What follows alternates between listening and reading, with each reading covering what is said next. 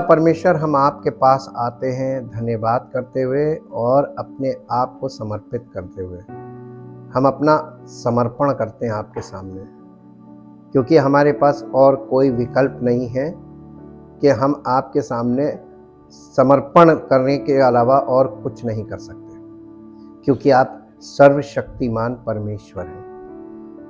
आपके वचनों का आदर करते हुए उन्हें ग्रहण करते हैं और प्रभु आपके वचनों पर विश्वास करते हुए अपना समर्पण करते हैं और चाहते पिता परमेश्वर अपनी आत्मा के द्वारा हम सबकी अगुवाई कीजिए और आपकी मर्जी में हम चलना सीखें और आपकी इच्छाओं और भावनाओं को अच्छी तरीके से समझें और हमारा जीवन आपकी मर्जी के अनुसार बिताना हम सीखें, ताकि हमारा जीवन जयवंत और फलवंत हो और आपकी महिमा का कारण हो। सारी महिमा आपको मिले। इस प्रार्थना को आपके इकलौते पुत्र प्रभु यीशु मसीह के नाम से मांगते हैं, आमीन। सबको जय मसीह की। हम परमेश्वर का धन्यवाद करते हैं क्योंकि वो अद्भुत, अनुग्रहकारी और दयालु है।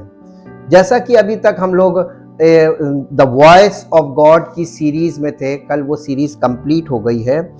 अगली सीरीज के शुरू होने से पहले कुछ टॉपिकल सब्जेक्ट्स पे हम लोग अध्ययन करेंगे, ताकि हम अगली सीरीज के लिए पूरी तरीके से प्रिपेयर हों और उस सीरीज में जब हम प्रवेश करें या उसको शुरू करें तो हमारे आत्मिक जीवन का उत्थान हो, हमारा आत्मिक स्तर बढ़ जाए।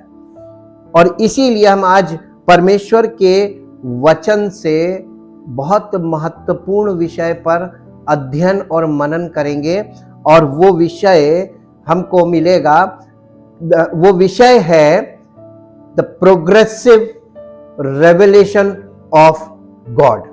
परमेश्वर का क्रमवार रीति से प्रकाशन जो एक पुस्तक में पाया जाता है उसी को बाइबल कहते हैं। Bible is the progressive revelation of God. इसलिए हम इस शब्द रेवलेशन के ऊपर अध्ययन करेंगे। सबसे पहले इसको समझेंगे कि रेवलेशन का अर्थ क्या है। मेरे साथ एक पद निकालिए जो आपको मिलेगा, पहला कुरिन्थियों उसका 2 अध्याय और उसका पहले पद से 10 पद तक पढ़ेंगे। 1 पद से 10 पद तक। हे भाइयों, यहां पौलुस कलीसिया को पत्र लिख रहा है और ये कह रहा है, हे भाइयों, जब मैं परमेश्वर का भेद सुनाता हुआ तुम्हारे पास आया तो शब्दों या ज्ञान की उत्तमता के साथ नहीं आया, क्योंकि मैंने ये ठान लिया था कि तुम्हारे बीच, किसके? कलीसिया के बीच, तुम्हारे बीच यीशु मसीह वरन क्रूस पर चढ़ाए हुए मसीह को छोड़ और किसी बात को ना जानूं। मैं निर्बलता और भय के साथ और बहुत थरथराता हुआ तुम्हारे साथ रहा, यानी कलीसिया के साथ रहा। सेवा कहिए जी। और मेरे वचन और मेरे प्रचार में ज्ञान की लुभाने वाली बातें नहीं, परंतु आत्मा यानी पवित्र आत्मा और सामर्थ्य का प्रमाण था, प्रूफ था जी। इसलिए कि तुम्हारा विश्वास मनुष्यों के ज्ञान पर नहीं, परंतु परमेश्वर की सामर्थ्य पर निर्भर हो। फिर भी सिद्ध लोगों में हम ज्ञान सुनाते हैं, परंतु इस संसार का और इस संसार के नाश होने वाले हाकिमों का ज्ञान नहीं, परंतु हम परमेश्वर का वो गुप्त ज्ञान भेद की रीति पर बताते हैं, जिसे परमेश्वर हाँ, जिसे परमेश्वर ने सनातन से हमारी महिमा के लिए ठहराया, जिसे हम इस संसार के हाकिमों में से, जिस ज्ञान को इस संसार के हाकिमों में से किसी ने नहीं जाना, क्योंकि यदि वे जानते तो तेजोमय प्रभु को क्रूस पर ना चढ़ाते, परंतु जैसा लिखा है, जो बातें आंख ने नहीं देखी और कान ने नहीं सुनी और जो बातें मनुष्य के चित्त में नहीं चढ़ी, वे ही हैं जो परमेश्वर ने अपने प्रेम रखने वालों के लिए तैयार की हैं। परंतु परमेश्वर ने उनको, किनको, उन बातों को, उस योजना को जो उसने हमारे लिए, सब लोगों के लिए, सब मनुष्यों के लिए तैयार की है, उन योजनाओं को परमेश्वर ने अपने आत्मा के द्वारा हम पर, यानी कलीसिया पर, ये पहली कुरिन्थियों की कलीसिया है, वहां पर हम पर प्रकट किया, क्योंकि आत्मा सब बातें वरन परमेश्वर की गूढ़ बातें भी जांचता है। अब देखिए, इतने जितना हमने पढ़ा है, इसमें बहुत खास बातें हैं। इसको इंग्लिश में आप पढ़ेंगे, इंग्लिश में पढ़ेंगे ताकि इसकी सही मीनिंग को हम लोग पकड़ें। In the English version, 1 Corinthians chapter 2 from verse 1 to 10. As for myself, Paul said, as for myself, brethren, when I came to you, I did not come proclaiming to you the testimony and evidence or mystery and secret of God concerning what he has done through Christ for the salvation of men. समस्त मानव जाति के उद्धार के लिए मसीह के द्वारा परमेश्वर ने क्या किया है सब मनुष्यों के लिए, मैं उस भेद को तुम्हारे सामने लेकर आ रहा हूं जी, इन लॉफ्टी वर्ड। और वो भेद मैं यानी बहुत अच्छे बोल के साथ नहीं, लॉफ्टी वर्ड का मतलब सुनने में अच्छे लगने वाले शब्दों के साथ मैं नहीं आया हूं जी, of lofty words of eloquence, यानी बोलने की कला के साथ मैं नहीं आया हूं। ये भेद का को लेकर जो परमेश्वर ने मनुष्यों के लिए मसीह के द्वारा किया है, उस भेद को लेकर मैं यानी बोलने की कला के साथ नहीं हुआ कि मैं ऐसा बोलूं लोग आकर्षित हो जाए सुनने में जी। और ह्यूमन फिलॉसफी, यानी मनुष्यों के तमाम तरीके का जो ज्ञान है वो फिलॉसफी कहलाता है। एंड विजडम, मनुष्यों का ज्ञान, मनुष्य की बुद्धि का ज्ञान, मनुष्य के बुद्धि के द्वारा उत्पन्न ज्ञान को लेकर मैं नहीं आया हूं जी। For I resolved to know nothing, to be acquainted with nothing, to make a display. Display का मतलब समझते हैं? आपके मोबाइल की जो स्क्रीन है वो डिस्प्ले है, डिस्प्ले में चीजें दिखाई देती हैं। मैं तुमको यानी कुछ दिखाने के लिए आया हूं। God wants to show himself to human being. God wants to show human being about his inner self because he is a sinner. मनुष्य, परमेश्वर मनुष्य को दिखाना चाहता है कि मनुष्य पापी है, और परमेश्वर स्वयं को भी दिखाना मांगता है कि वो मनुष्यों से कितना प्यार करता है, पापियों से कितना प्यार करता है जी। Display of the knowledge of nothing and to be conscious of nothing among you, यानी वो कह रहा मैं अपने आप को तुम्हें दिखाने के लिए नहीं कि मैं कितना ज्ञानी हूं, मैं कितना समझदार हूं, मैं परमेश्वर के वचन को कितना समझता हूं, इन सब बातों का प्रदर्शन करने में तुम्हारे बीच में नहीं आया हूं। कलीसिया से कह रहा है, accept Jesus Christ the Messiah and him crucified, यानी उस मसीह को जो क्रूसीफाई हुआ है, हमारे लिए क्रूस पर कुर्बान हुआ है, उसके साथ मैं कुर्बान हुआ, इस बात को लेकर मैं आया हूं जी। And I was clean, I was in passed into it a state of weakness and fear and great trembling after I had come among you। जब मैं तुम्हारे बीच में आया तो मैं भय से कांपता और थरथराता हुआ रहा तुम्हारे बीच में, और इन बातों को लेकर मैं आया जी। and my language and my message were not set forth in persuasive, enticing and plausible words of wisdom। देखिए वो ये कह रहा है कि मैं तुम्हारे पास ऐसे तुमको यानी प्रेशराइज करके अपने शब्दों से और अपने ज्ञान की बातों से तुमको जबरदस्ती यानी इस चीज की ओर मोड़ने के लिए नहीं आया हूं कि तुम मसीह की ओर मुड़ जाओ।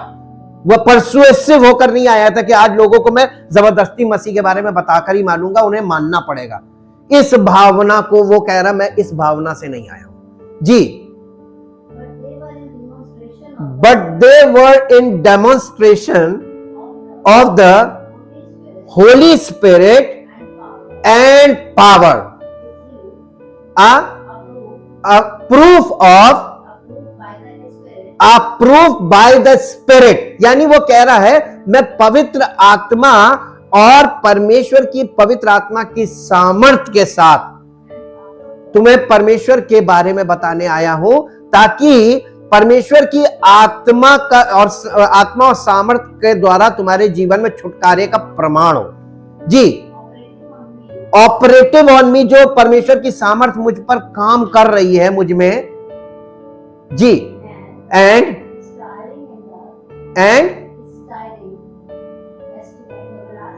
Stirring in the minds of my hearer, यानी जो मेरे सुनने वालों के माइंड में कुछ स्टर कर रहा है, यानी कुछ चल रहा है, वो मेरे जो मैं उन्हें सुसमाचार बताना और दिखाना चाह रहा हूं, पवित्र आत्मा के द्वारा वो केवल सुनने वाले नहीं, उसे देखे और वो उनके माइंड में घूमने लगे जी। The most holy emotion and thus persuading them, और वो पवित्र भावना के द्वारा उस बात को अंडरस्टैंड करे देखकर जी। so that your faith might not rest in the wisdom of, ताकि तुम्हारा विश्वास या भरोसा मनुष्य के ज्ञान पर नहीं बल्कि human philosophy but in the power of God, परमेश्वर की सामर्थ पर तुम निर्भर करो जी। Yet, when we are among them, when we are among the full-grown, spiritually mature Christians who are in right standing, who are right in understanding, we do impart to a higher। देखिए ये किन लोगों से बात कर रहा है पौलुस, ऑडियंस कौन है? अ फुली मैच्योर क्रिश्चियन, यानी पूरा आत्मिक तरीके से परिपक्व मसीहों के बीच में खड़े होकर ये बोल रहा है, ये बोल रहा है कि पवित्र आत्मा बोल रहा है।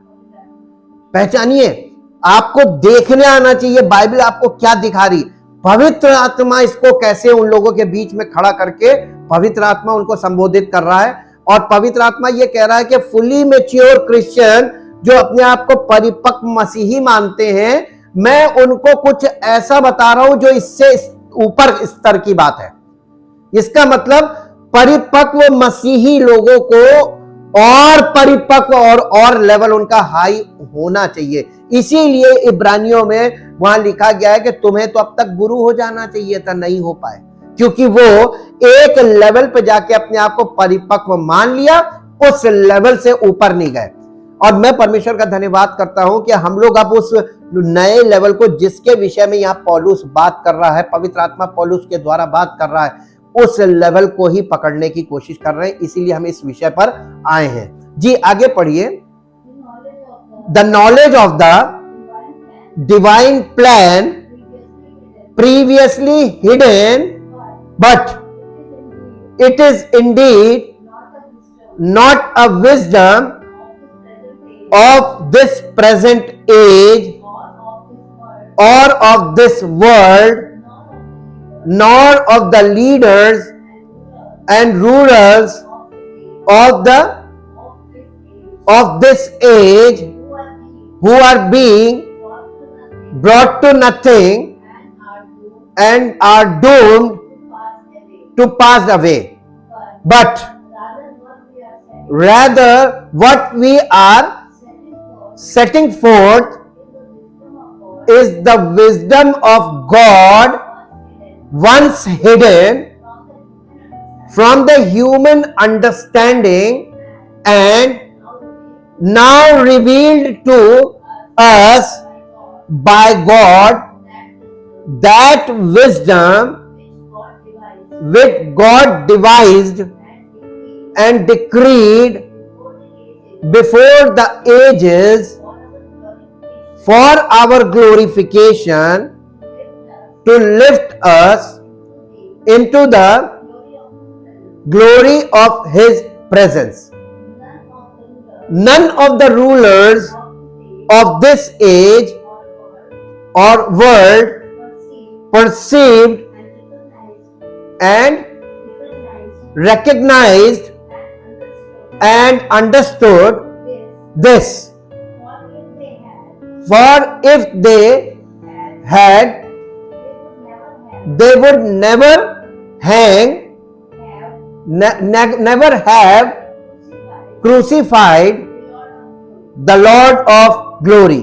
अगर वो कोई भी जानता, इस संसार के शासक जानते परमेश्वर के इस प्लान को या यीशु मसीह के क्रूसिफिक्शन को, यीशु मसीह को, अगर इन सब बातों को जानते तो वो यीशु मसीह को जो महिमा का प्रभु है क्रूसिफाई ना करते जी।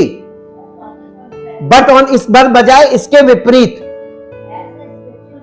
As the scripture says, what eye has not seen and ear has not heard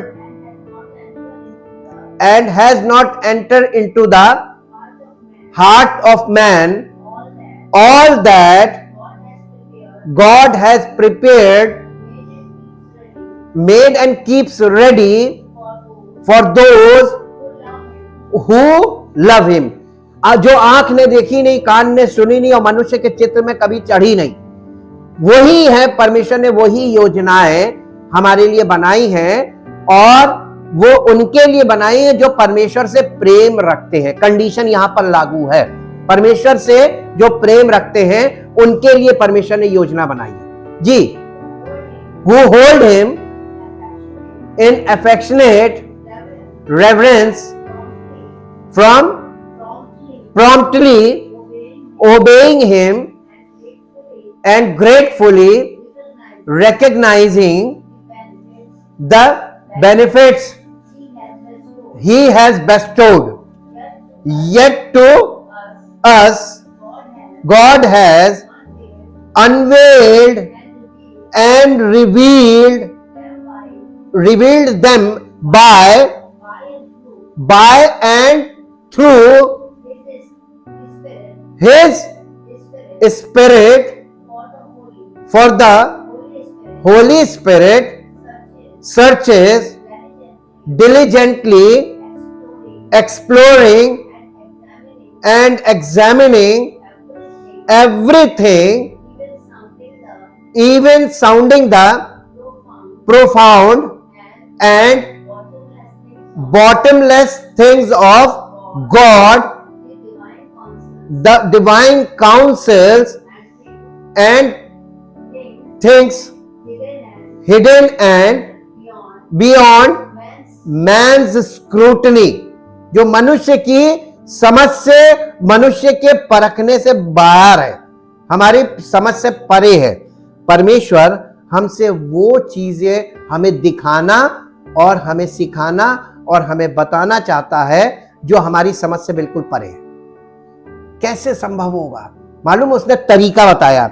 सबसे पहली चीज, पौलुस कह रहा है मैं तुम्हें परमेश्वर की बुद्धि की बातें बताने आया हूं।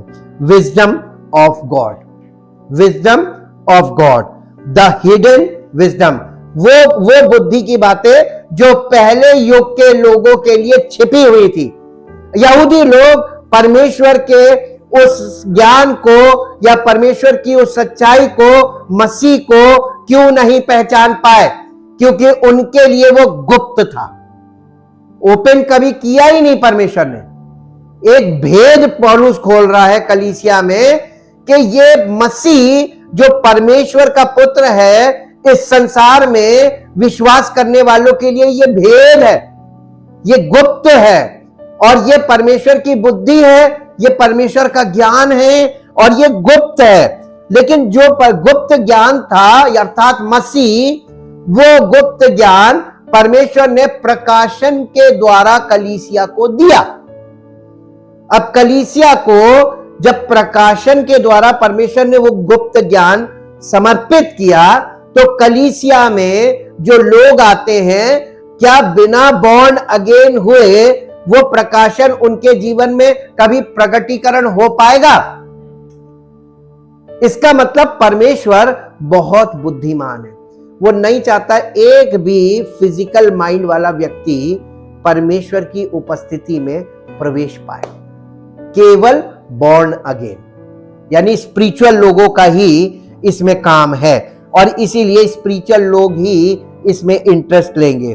God revealed his wisdom through his spirit. अब ये what is the meaning of revelation? मुख्य विषय को हम यहां से पकड़ते हैं, प्रकाशन। परमेश्वर की आत्मा हमको क्या देती है? प्रकाशन। परमेश्वर का आत्मा हमसे शब्दों में बात नहीं करेगा। कैसे बात करेगा? प्रकाशन। और बाइबल पूरी प्रकाशनों से भरी हुई पुस्तक है। आज तक लोगों ने, जैसे हमने आपको बताया, ये वही गलती हो गई, मसीही लोग वही गलती कर रहे हैं जैसे यहूदी लोगों ने की। परमेश्वर ने 10 आज्ञाएं जो दी थी, वो पढ़ने के लिए दी थी कि देखने के लिए दी थी? पढ़ने के लिए नहीं दी थी। वो पढ़ने, जो पुरानी हिब्रू लैंग्वेज है, बाइबल की पुरानी नियम की जो ओरिजिनल लैंग्वेज हिब्रू लैंग्वेज है, वो पढ़ने वाली लैंग्वेज है ही नहीं, वो पिक्टोरल लैंग्वेज, देखने वाली। तो परमेश्वर ने 10 आज्ञाएं देखने के लिए दी थी कि पढ़ने के लिए दी थी? तो ये पढ़ने कैसे लगता है? वही आज मसीही लोग कर रहे हैं। परमेश्वर का गुप्त ज्ञान मसीह के, परमेश्वर ने उसके द्वारा हमारे लिए क्या किया है छुटकारे के लिए, ये मसीही लोगों को देखना चाहिए था। ये प्रकाशन था। यीशु मसीह मसीही लोगों के लिए प्रकाशन है, और मसीही लोगों को ये प्रकाशन तब तक नहीं मिलेगा क्योंकि इस प्रकाशन को केवल बॉर्न अगेन लोगों के लिए है। जो बॉर्न अगेन नहीं हुए हैं उनको ये प्रकाशन नहीं मिलेगा। और ये प्रकाशन, रेवलेशन, कैसे हम इसको अंडरस्टैंड करेंगे कि ये क्या है, और इसकी पूरी मीनिंग समझने के लिए, क्योंकि एक लाइन में इसका अर्थ भी नहीं है कि हम आपको एक लाइन में बता दें, इसलिए हम इसके अध्ययन को देखेंगे। The word revelation comes from the word reveal. ये रेवलेशन वर्ड जो है, ये आता है from the word reveal. Reveal का मतलब कुछ दर्शाना और कुछ कहीं पर कुछ दिखाई दे जाना। Revelation is something that is revealed, यानी रेवलेशन का मतलब है कि वो जो दिखाई दे। आपने मसीह को देखा,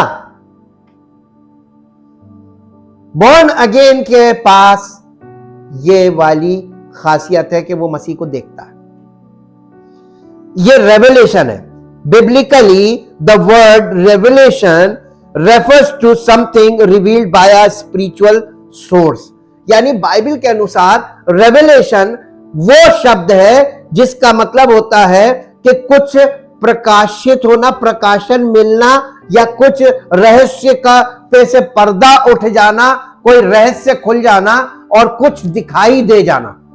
अगर आप बताइए किसी चीज पे से, गुप्त चीज है, उस पर से पर्दा उठेगा तो इसका मतलब आपको कुछ दिख रहा है, जो पहले पर्दा पड़ा हुआ था नहीं दिख रहा था। तो इसका मतलब रेवलेशन अपने आप में एक दिखाई देने वाली बात है, कुछ दिखाई दे जाना। और ये दिखाई क्यों नहीं दे रहा है, ये इसका जो सोर्स है रेवलेशन का, बहुत ध्यान दीजिएगा, प्रकाशन का सोर्स जो है वो आत्मिक है। सोर्स इज स्पिरिट, आत्मा है। आत्मा के द्वारा प्रकाशन मिल सकता है, लेकिन यह खतरनाक बात है। Source is spirit which may be God, the Lord Jesus Christ, the devil और द डीमंस।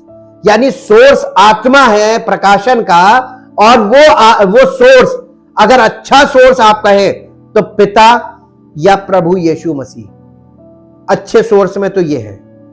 और दुष्ट सोर्स में जो परमेश्वर का विरोधी है वो भी आत्मा ही है, तो उसमें आता है सेटन यानी डेविल एंड हिज एंजल्स यानी डीमंस, दुष्ट आत्माएं। ये भी सोर्स है प्रकाशन का। अब आपको प्रकाशन कहां से मिल रहा है? आपको डरना चाहिए प्रकाशन के मामले में, क्योंकि आपको यह नहीं मालूम कि आपको मसीह को आपने देखा कि आपने डेविल को देखा। डेविल वो भी अपने आप में ज्योतिर्मय स्वर्गदूत है। भोर का चमकने वाला तारा यीशु मसीह के लिए भी बोला गया है और शैतान के लिए भी बोला गया है। आपने प्रकाशन में भोर का चमकदार तारा देखा, वो कौन है? आपके जीवन में उसकी सामर्थ्य काम करेगी जो प्रकाशन आपको मिला, उसी के अनुसार आपका ट्रांसफॉर्मेशन भी होना चाहिए। अगर मसीह है तो मसीह के द्वारा ट्रांसफॉर्मेशन अलग है, सेटनिक ट्रांसफॉर्मेशंस अलग है। इसलिए हम इस विषय को आगे और गहराई में उतरने की जरूरत है ना, खतरनाक विषय है, इसकी और जानकारी चाहिए। रेवलेशन इज नॉट, यानी प्रकाशन क्या नहीं है, what someone learns from reading the Bible, जो हम बाइबल को पढ़ के सीखते हैं। When the Bible was originally given, जब बाइबल ओरिजिनली हमको दी गई, it was revelation to that individual who then wrote it down। यानी ये इसका प्रकाशन, बाइबल जब लोगों को दी गई तो इसका प्रकाशन लोगों को दिया गया, उनको जिन्हें इसको लिखना था। तो सबसे पहले लिखने वालों को, राइटर्स को दिया गया। When a person reads it, जब कोई व्यक्ति इसको पढ़ता है, he learns, but that type of learning is not revelation। और वो व्यक्ति इसको पढ़कर इससे कुछ सीखता है और इससे कुछ एक शिक्षा प्राप्त करता है, लेकिन ये जो आपने प्राप्त किया बाइबल पढ़ के, ये प्रकाशन नहीं। तो फिर प्रकाशन क्या है? प्रकाशन फिर क्या है? If it is available, however, for God to give someone revelation about what the Bible says so he can understand it clearly। और परमेश्वर, जब हम बाइबल को पढ़ते हैं तो परमेश्वर का आत्मा हमें प्रकाशन देता है, ताकि हमने क्या पढ़ा और उसमें परमेश्वर ने क्या छिपा रखा है, उस चीज को हम देखें और विश्वास करें। इसलिए परमेश्वर ने बाइबल को रखा है। अब इसका दूसरा पॉइंट, ये पहला पॉइंट था, दूसरा point what revelation is not का है, what someone feels very strongly about. यानी कई बार हम लोग बहुत जोर से कुछ हमारे अंदर स्ट्रांगली कुछ हम फील कर रहे होते हैं, मुझे ये करना चाहिए, मुझे सेवा करनी चाहिए, मुझे जाकर लोगों को प्रचार करना चाहिए, मैं जाकर ये वाला काम करूं, मैं ये शिक्षा देने लगूं। बाइबल की बातों को लेकर लोग तुरंत, उनके अंदर एक स्ट्रांग फीलिंग आती है कि हमको जाके ये करना चाहिए। आपके अंदर ये जो इच्छा आ रही, तीव्र इच्छा, when person feels very strongly about something, जब कोई व्यक्ति बहुत तीव्र इच्छा उत्पन्न होती है उसके अंदर वचन के प्रति लेकर के हमें ये करना चाहिए, there is a danger that some of those strong opinions will leak over into what he says come from God। यानी आपके अंदर जो तीव्र इच्छा आ रही है कि हमारे पास जो ये प्रकाशन, ये लीक ओवर का मतलब भी प्रकाशन ही, रेवलेशन ही है। रेवलेशन का सिनोनिम वर्ड है। आपको लग रहा है कि मुझे ये प्रकाशन मिला है, मुझे ये अद्भुत ज्ञान प्राप्त हुआ है वचन से, मैं जाकर लोगों को इसको जल्दी से बांट लूं, मैं जल्दी से लोगों के साथ शेयर करूं। लेकिन आपको मालूम ये बहुत खतरनाक बात है, क्योंकि आपको ये कंफर्मेशन कैसे मिलेगा कि आपको जो मिला है ये परमेश्वर की ओर से प्रकाशन मिला है या शैतान की ओर से मिला है। इसलिए हमारे अंदर तीव्र इच्छा के द्वारा, यानी भावनाओं के द्वारा, हमारी भावनाओं में यदि कुछ आ रहा है कि मुझे ये चीज लोगों से जाके शेयर करनी चाहिए about the word of God, तो तुरंत उन चीजों को शेयर ना करें जब तक कि कंफर्मेशन ना हो कि ये सोर्स कौन था। प्रकाशन क्योंकि दोनों तरफ से आएगा, शैतान की ओर से भी प्रकाशन होता है और परमेश्वर की ओर से भी। This is as true for doctrine as it is for personal feelings and opinions। यह आपकी व्यक्तिगत भावनाएं और व्यक्तिगत विचारधारा हो सकती है जिसे आप तुरंत खड़े होकर प्रचार करने लगे। और इसी प्रकार से देखिए ढेर सारे डिनोमिनेशन खड़े हो गए यही तीव्र इच्छा में कुछ चीजों को शेयर करने के कारण, जल्दबाजी में। कंफर्मेशन नहीं है, आपके जीवन से पवित्र आत्मा के फल प्रकट नहीं हुए, उससे पहले आप परमेश्वर के प्रकाशन को लेकर खड़े हो गए। यानी इम्प्रॉपर पर्सन जब वो काम करना चाहता है जो पवित्र आत्मा को करना है, तो वो व्यक्ति गलत काम करता है। अपनी बुद्धि, ह्यूमन माइंड लग गया उसमें। What someone knows from his five senses, यानी जो व्यक्ति, जो मनुष्य के 5 इंद्रियों के द्वारा जो जानकारी हमें प्राप्त होती है, यानी देखने, आंखों के द्वारा, सुनने के द्वारा, सूंघने के द्वारा, स्वाद के द्वारा और स्पर्श के द्वारा। What a person observes through his senses may be accurate। हो सकता है कि आपने अपने इंद्रियों के द्वारा एकदम एक्यूरेट जानकारी प्राप्त की हो, but something is not revelation unless it come from a spiritual source. वो भी आपकी बुद्धि और ज्ञान के द्वारा भी आपको बहुत से प्रकाशन मिलेंगे और हो सकता है कि वो बिल्कुल एक्यूरेट हो, लेकिन वो भी प्रकाशन नहीं है जब तक कि प्रकाशन का सोर्स आत्मा ना, पवित्र आत्मा। हम परमेश्वर के महान उद्देश्य के लिए और महान योजना के लिए धन्यवाद करें, और जितना भी धन्यवाद करें वो कम है, क्योंकि परमेश्वर ने हमारे लिए जो योजनाएं बनाई हैं उन योजनाओं को हम अपने ऊपर लागू नहीं कर सकते। परमेश्वर ही उन योजनाओं को हमारे जीवन में लागू कर सकता है। The source is God. तो हम स्वयं से अपने जीवन में कुछ भी अपना या मसीह जीवन को आगे नहीं बढ़ा सकते, मसीह जीवन में कुछ भी स्वयं से प्राप्त नहीं कर सकते। हमारा पूरा भरोसा यानी निर्भरता परमेश्वर के वचन और पवित्र आत्मा पर है। यह बात ध्यान रखिएगा। The source of the revelation of God is the Bible and the source of the revelation from the Bible is the holy spirit. तो बाइबल, वर्ड ऑफ गॉड यानी बाइबल और पवित्र आत्मा, ये दो चीजों के कॉम्बिनेशन से हमको प्रकाशन प्राप्त होगा। परमेश्वर इस विषय में हम सब की मदद करे कि हम सबको स्पर्श करके हमारे मन की आंखों को ज्योतिर्मय करे, और मन की आंखें ज्योतिर्मय हो ताकि हम लोग परमेश्वर के प्रकाशन को, वो हमें क्या प्रकाशित करना मांग रहा, क्या दिखाना मांग रहा, क्या वो चीज करना मांग रहा, हम उसको देखें और उस पर ध्यान करें, ताकि हमारे जीवन में अद्भुत आश्चर्य कर्म हो, परमेश्वर की योजना पूरी हो और हम परमेश्वर की महिमा का कारण बने। परमपिता परमेश्वर, हम आपका हृदय से धन्यवाद करते हैं इस अद्भुत कार्य के लिए जो आपने अपने पुत्र के द्वारा समस्त मानव जाति के लिए किया है, और कोई मनुष्य इस कार्य को स्वयं के जीवन में या किसी व्यक्ति के जीवन में कभी भी नहीं खोल सकता, ना कभी उसको बता सकता है। हाँ प्रभु, हम अपने जीवन को गवाही के तौर पर लोगों के सामने रख सकते हैं, लेकिन हम अपने जीवन से, मुंह की गवाही से केवल काम नहीं होगा।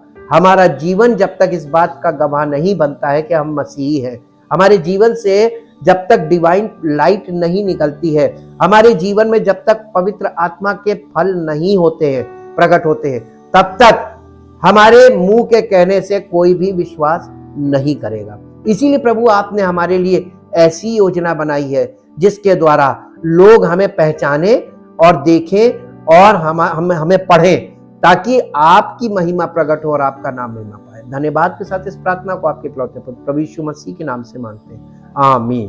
Praise the Lord. परमेश्वर आपको आशीष